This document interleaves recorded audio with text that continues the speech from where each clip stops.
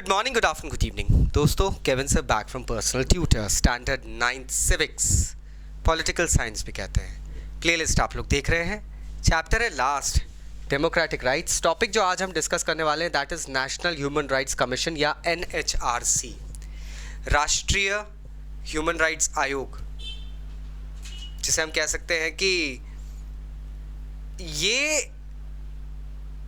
एक ऐसा कमीशन है that was formed in 1993. It's made an independent commission. इसकी जो वर्किंग है ये इंडिपेंडेंट है, ये अपने वर्किंग को खुद हैंडल करता है।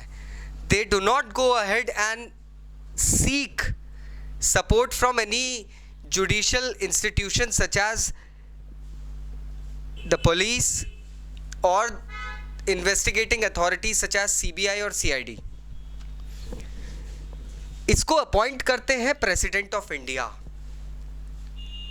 सबसे पहले प्रेसिडेंट ऑफ इंडिया ने ही इसको डायरेक्टली अपॉइंट करा था। President of India is the one who actually goes ahead and intervenes directly. He takes care of this commission personally. All the things are proceeded to him directly.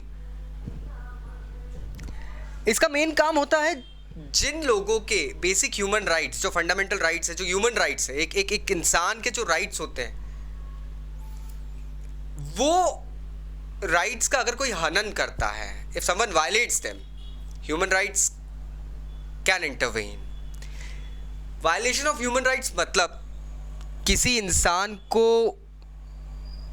गैर कानूनी तरीके से किसी ने अगवा कर रखा है, किडनैप कर रखा है। If a lady is being treated in a very bad manner or something bad has been done to her,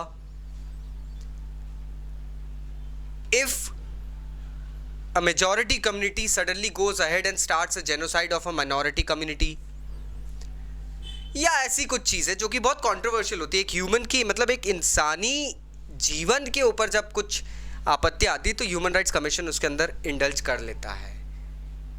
जीने का हक हर किसी को होता है कंट्री के अंदर, और प्रॉबेबली इसलिए 1993 में हमारे प्रेसिडेंट ने फर्स्ट टाइम ऐसा एक कमीशन बिठाया था जो कि इंडिपेंडेंट रहेगा और वो चेक करेगा कि भैया कंट्री के सिटीजन्स के साथ में कुछ ऐसा तो नहीं हो रहा जिसमें कि कुछ गलत हो रहा है, that is totally against the human life.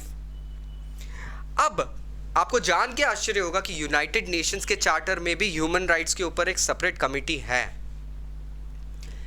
और हमारे इंडिया का जो नेशनल ह्यूमन राइट्स कमीशन है, it works in accordance with, मतलब ये यूनाइटेड नेशंस के ह्यूमन राइट चार्टर और ग्रुप, यूनाइटेड नेशंस का जो ह्यूमन राइट चार्टर है, जो ग्रुप, जो कमीशन है, उसके गाइडलाइंस के हिसाब से ही काम करता है।